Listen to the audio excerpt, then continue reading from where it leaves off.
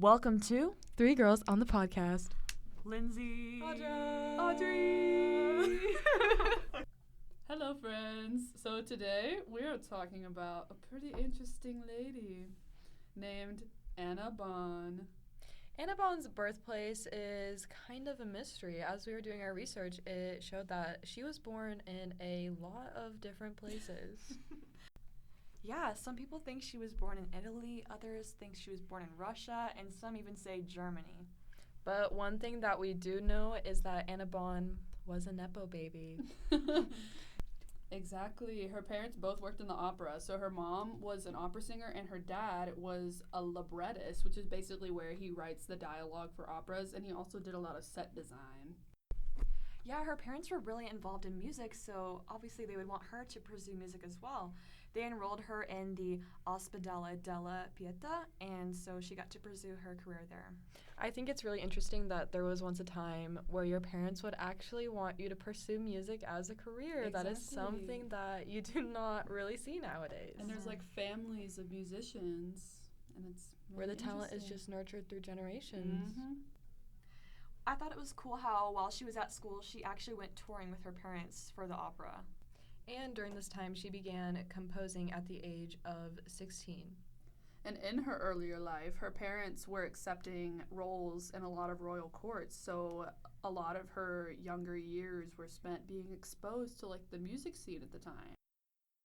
About 2 years after she started composing, she wrote one of her most famous works, which is Opus 1, 6 chamber sonatas, which are for the transverse flute and continuo.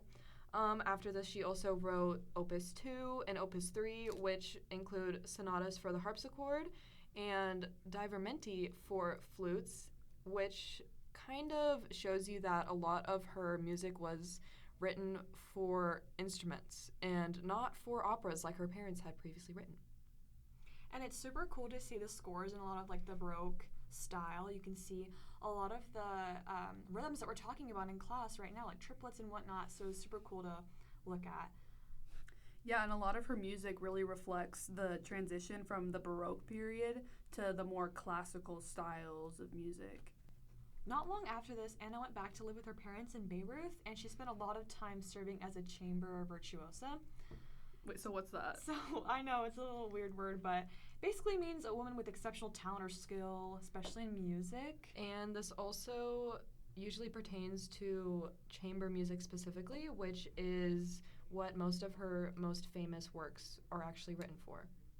Yeah, and so as she was serving, this was actually alongside the governor, so she's making her way in the world.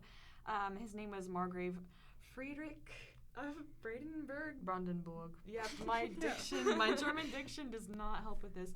But yeah, later she held another court position in Eisenstadt, where she worked with famous composers of her time. She's pretty good. Which is very similar to what her parents had done earlier in her life. And then in around 1765, it's not totally known, she left the court and then she married an Italian singer in 1766, but then she tragically died in 1769. I think it's really interesting that while you study medieval music and just music from this time period in general, that we are able to see composers who became famous for works while living such short lives. I feel like now in modern times, it takes longer for composers to actually hone their craft and become well known. That was a little summary on the life of Anna Bonn. Thank you so much for tuning in. If you want to hear more music like the song currently playing, you can go to imslp.org. Thank you so much for tuning in. Signing out, Lindsay. Audrey!